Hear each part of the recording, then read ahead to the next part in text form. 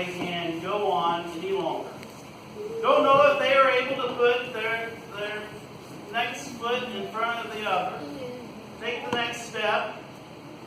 We are cumbered with all kinds of trials and tribulations, discouragement, as we deal with things in our own lives and all the difficulties that we may be having, whether it is health or finances, relationships, problems in our marriage, sins that so easily beset us. And then we look all throughout our society and we see it crumbling and coming apart. And we worry about the future for our children and our grandchildren. And we become so depressed and defeated that we lose hope. We lose sight of what we are to be doing. And so we want to, as we begin 2017, we want to encourage you in these things and bring us back to a right mindset. To change our heart so that it is in compliance with Christ, to think as He thinks, to think God's thoughts after Him. And so we begin looking at Psalm chapter 37 with this thing in mind, that the future belongs to the vigilant. And this is what we lose sight of so easily. We start blaming all of our circumstances. We start blaming all of our surroundings. It's this person's fault, or it's because of this that I'm not serving God. It's because of all these reasons that I cannot do what I'm supposed to do, and that I won't commit myself to Christ and His church. If you're looking for excuses, you can find a million of them. As a matter of fact, if you can't think of any, just come to me and I'll give you a list. So that way you will at least have something to satisfy your conscience. See, we get burdened down with all these things and we start making all these excuses, but the fact of the matter is the future belongs to the vigilant. So what we are basically looking at here in Psalm chapter 37 is a guide to advancing the kingdom of Christ, first of all in your own life, but through the church and in your family and all throughout society and even unto the ends of the earth. Where Jesus said that He would build His church and the gates of hell would not prevail against it. Now that is an absolute declaration that Jesus made. He did not say that He hoped, if everything works out right. No, He said that the gates of hell would not prevail against His church. And what are gates used for? Defensive positions. It allows you to control a city on who comes in, who goes out, but also to be able to shut those gates when you are under attack. And the gates of hell, which is where Satan should be, is in the defensive position. If we see wickedness on the offensive position, then it automatically should tell us that something is wrong with the army of Christ. See, gates are for a defensive position. And so if the gates of hell are not going to prevail, that means that the church of Jesus Christ is assaulting those gates. When the gates of Satan, when the gates of hell, when the gates of death, when the gates of sin are unmolested, that is when the kingdom of darkness prevails. It is when we are on the offensive, when we are on the attack. What are we told? To rebuke the devil and he will flee from you. We're not told to run from, to hide, to find a cave, to set up our defensive positions. We are told to assault the gates of hell. Every military strategist that has ever been successful has understood that the way that you win battles is by advancing on the enemy. You must be able to put them to flight. And when you put them to flight, you must continually hound or chase them until you break their will to fight. This is what we're to be doing as Christians with sin in our own lives, as we are told to mortify our flesh, to kill it. The old nature has got to go. You cannot allow him to hang around. You can't say, well, I'll put some handcuffs on him. That old nature is going to break those handcuffs. You can't try to lock your old nature into a back room. He'll get out. The old nature must be killed. See, we must always be on the offensive. In our families, if we are going to govern them correctly, we must be on the offensive. We must be training our children in the way that they should go. We're to be pressing forward. We're to be on the move. We're to be proactive. Same thing is true with the advancement of the gospel through the church. We are told to go. Matthew chapter 28, verse 19. Go into the whole world. We're not told to sit back. We're not told to go on the defense. We are told to charge.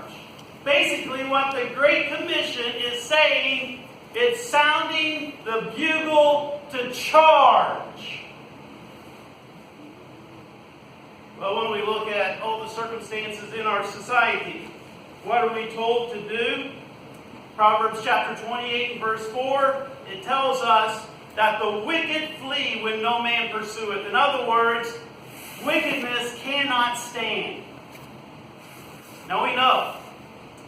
You look at wicked government, and what will it eventually do? Crumble. Go ask Venezuela. It don't work. Venezuela, excuse me. It doesn't work. It cannot sustain itself. Wickedness will destroy itself. It cannot stand. So when we look all around us and we're like, oh, our enemies, they're like giants and we're like grasshoppers. Remember the children of Israel as they were told to go into the land of Canaan and to take it and to possess it. And they said, oh, we can't take this land. Our enemies are too mighty. See, when we look around our society and we say, oh, our enemies are too powerful, there's nothing that can be done, all hope is lost. It is really a sign of unbelief, a lack of faith, a lack of a proper understanding of the sovereignty of God, a lack of understanding of what our responsibilities as the children of God is, which is to advance. He has given us the command. He has issued His orders, and we must carry them out. If we want to see victory, we must be obedient to what God has commanded us. And it is because of our disobedience that wickedness is prevailing, that it is withstanding. Just like it was the disobedience of the children of Israel, in that they did not go and possess the land of Canaan, and the Canaanites continued to stand and to dwell and to occupy. See, the future belongs to the vigilant. And what we saw last week in verses 1 and 2, we saw that this whole chapter hinges upon the context of the people of God fretting because of the prosperity of the wicked. Being envious of the wicked, of wrongdoers, of evildoers. And so let's read this chapter once again. Not the complete chapter, but we'll read down through verse 6 with what we will be focusing upon today. Psalm chapter 37. Fret not yourself because of evildoers. Be not envious of wrongdoers, for they will soon fade like the grass and wither like the green herb. Trust in the Lord and do good. Dwell in the land and befriend faithfulness. Delight yourself in the Lord, and He will give you the desires of your heart. Commit your way to the Lord. Trust in Him, and He will act. He will bring forth your righteousness as the light, and your justice as the noonday. Last week we looked at the prosperity of the wicked, and how that we are not to envy them, we are not to fret, to be anxious, and not even are we to be angry because of their prosperity. Now, we are to be angry about sin, and we are to be angry about injustice. We are to be angry about oppression. We are to be angry about the consequences of sin, because the consequences of sin is death and destruction. And that's what it will bring. If you play around with sin, it will destroy you. When our families are steeped in sin, it will destroy our families. When our marriage hinges upon sin, our marriage will be destroyed by it. So we are to be angry in that sense, but we're not to be angry because the wicked are able to do things that we can't do, and they even seem like they're rewarded for it. And you see, our attitude comes around to this like, man, they get to have all the fun and get to prosper in it. That is the wrong attitude to have. That's not the kind of anger that we are to have in relation to the wicked. But we're not to fret, to be anxious, to be envious, to be angry in a wrong sense because of their prosperity.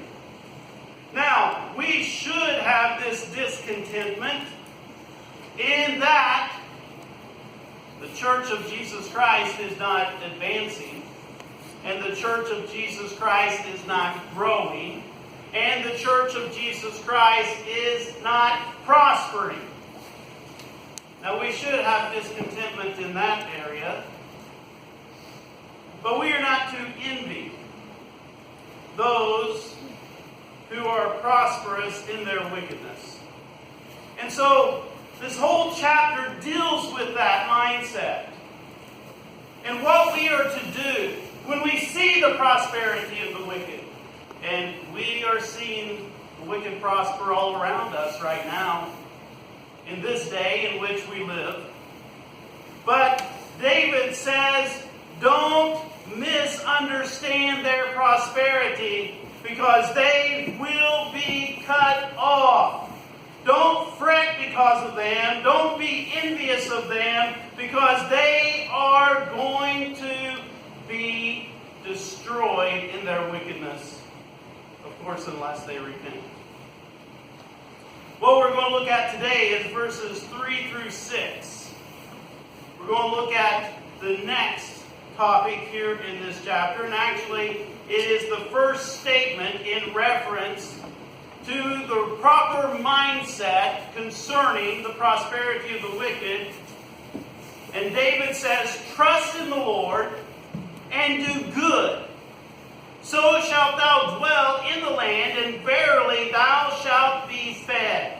Delight thyself also in the Lord, and He shall give thee the desires of thine heart. Commit thy way unto the Lord. Trust also in Him, and He shall bring it to pass. And he shall bring forth thy righteousness as the light, and thy judgment as the noonday. The first thing we see in verses 3 through 6 is faith and works. When you see the prosperity of the wicked, you need to concentrate on faith and works. David implores us then to trust in the Lord and do good. When you see the prosperity of the wicked, don't fret. Don't be envious. Trust in God and do what is right. Not real deep, but it is very practical. And it seems like the issue that needs to be dealt with in the day in which we live. So many people and professing Christians think that there's no use. Well, why am I even doing this? I might as well just go eat and drink and be merry. For tomorrow we die. But you see, David doesn't give us that fatalistic thinking that comes from Satan. Listen, if you can get your enemy to have a fatalistic worldview and a mindset, you've already won. It's called breaking their will. And when you can break the will of your enemy, and they do not believe that victory is possible, you have won. So David doesn't tell us, when you see the prosperity of the wicked, well, you might as well just give up. Might as well just go buy season tickets because there's no hope. You might as well just enjoy the good life. No. David says, trust in the Lord and do good. That's our response. That is how we respond to the prosperity of the wicked. So when your co-workers are living like hell, living like reprobates, and it seems like everything they touch turns to gold, and you are trying to follow Christ, and you are struggling just to be able to financially support your family, and you see their prosperity, what is your response to be? Trust in the Lord and do what's right. See, faith and obedient activity cures fretting and envy. The old-timers used to say that idleness was the devil's workshop. If you spend all your time idle thinking about everything that's going to go wrong, if you spend your time idle thinking about how difficult everything is, you will not accomplish anything. You see, it is faith, a true trust in God, and obedient activity that will turn the scales. It'll turn the tide. But also it cures a bad attitude. This, a lot of time, is used in relation to children. You know, you can cure many bad attitudes by putting them to work. Most of the time, they just need something to do. You see, that's the way it is with us. We need to be active. And if we were active, it would cure many of our bad attitudes. It would cure our fretting and our envy. Because only in obedient activity that is rooted in faith in God will we have a proper mindset to live our lives in the family, the church, and civil society. You see, faith believes that God is true. Faith believes that God will bring His promises to pass. That's what faith is. It is a trust in God that what He has said is true and that what He has promised will come about. And notice that David says, trust in the Lord and do good. What are we to trust? We're trusting in the Lord, but notice that David puts context to this trusting. You see, if you trust in the Lord, you're trusting to dwell in the land and befriend faithfulness. It's a trust in victory. It is a trust that God will bring the desires of your heart to pass. If you have true faith, because listen, true faith will change your desires. See, Jesus exemplified true faith when he says, as right before he was to be crucified, and he was in the garden praying, and he said, Father, if it be your will, let this cup pass from me. Listen, there are many difficulties, trials, and tribulations that we do not want to go through. And we hope that the Lord will work certain things in certain directions. But Jesus said, not my will, but thy will be done. See, that's true faith in God. That's true faith in the Lord. You see, it will change our desires, because if we have true faith in the Lord, our desires will be one with His. So, what will be brought to pass? The desires of our heart will become the will and good pleasure of God. But then he says, trust in Him and He will act. He will bring it to pass. You see, that is true faith. Faith believes that God is true and that He will bring His promises to pass. Activity, obedience, doing good. Activity keeps us from focusing upon our own circumstances, but more importantly, is that it is what people who truly believe will do. So it takes our focus upon our own circumstances, but more importantly, it places our focus on what we are to be doing. In other words, if you believe God, you will be active for God.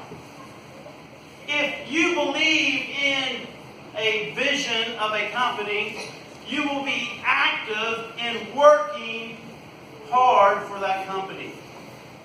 If you believe in the philosophy of a certain coach, you will work hard to implement that philosophy on the basketball court. If you believe in the strategy of a general, you will do what his orders commission. See, if you believe God, you'll be active for God. And as followers of Christ, our focus is to be trusting God in all things and doing what is right. Notice these two things go together, as James attests in his epistle by saying that faith without works is dead. In other words, it's not true faith if it is not active. It's lip service. True faith is active.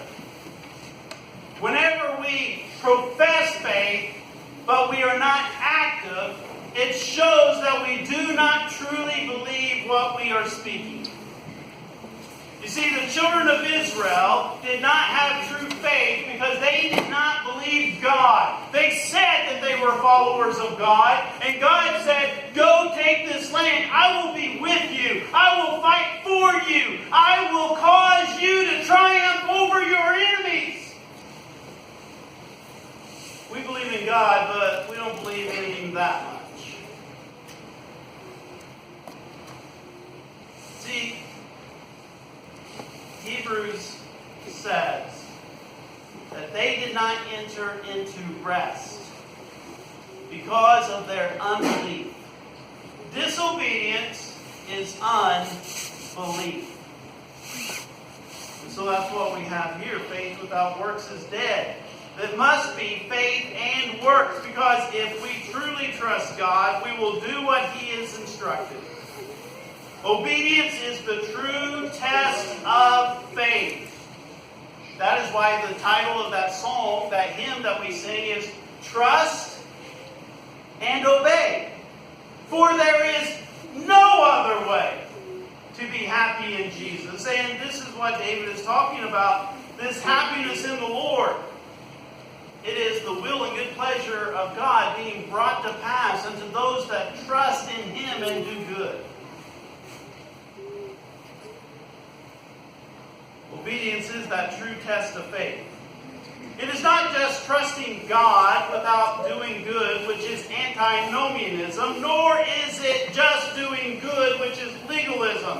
It is faith and works. The works are a result of the faith. It is the faith that produces the works. And if your faith is not producing the works, then it is not true faith. You see, if you seek to do good without faith in God, it will necessitate a redefinition of good.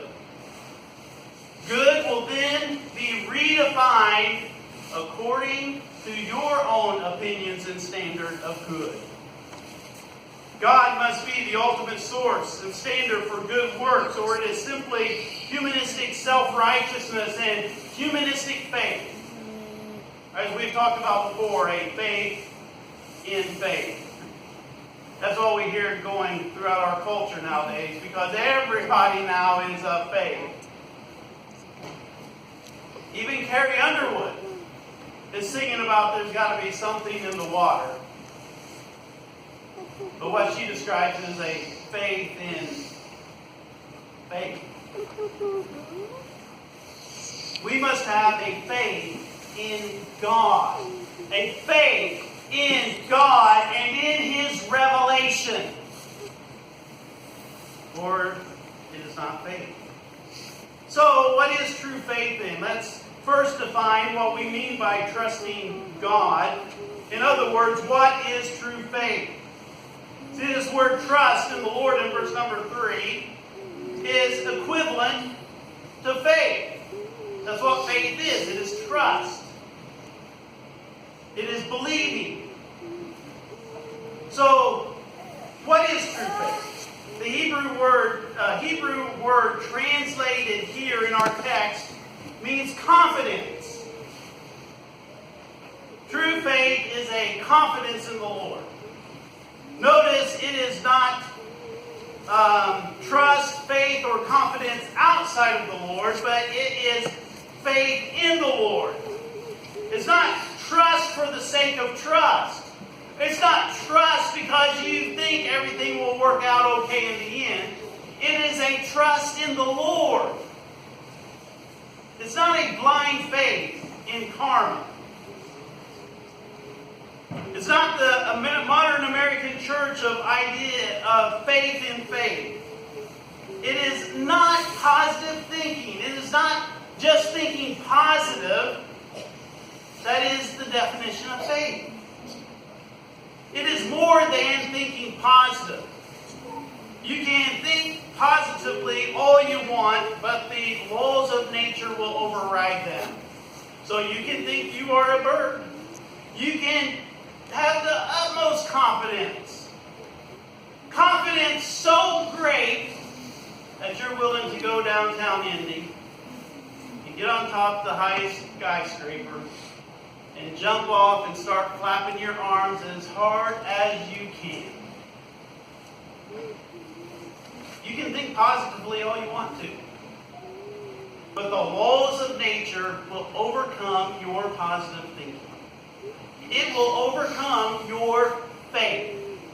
And much faith is being overcome in our society today and throughout the church because it is not true faith, it is positive thinking in untruth. It is an unrealistic, positive thinking in man. Trusting ourselves. Thinking positively. Thinking there's some sort of Christianized karma. Well, gravity will overcome all your efforts and all your confidence. no matter how confident you are that you can fly. You see, what we're talking about here is a faith in God, a faith in who He is, which means then we must know who He is. To have faith in Him means that we have to know Him. We have to know about Him and know of Him. And of course, the only way that we can know God is through His revelation that He has given unto man through His Word. But we have to have a faith in who He is, a faith in what He has done, and a faith in what He has commanded. See, this is a very important point, and no matter how many times we repeat it, most people miss it today. Of course, the reason they miss it is because they don't want to hear it. But true faith is confidence in God, confidence in who He is, confidence in what He has done, and confidence in what He has commanded. Most people, if they make it through the first three things, they're not going to make it through the last one. Confidence in what He has commanded. Because that's when you have to lay yourself on the line as a living sacrifice. To be confident that God will bring His will and good pleasure to pass for our good. Even when we look all around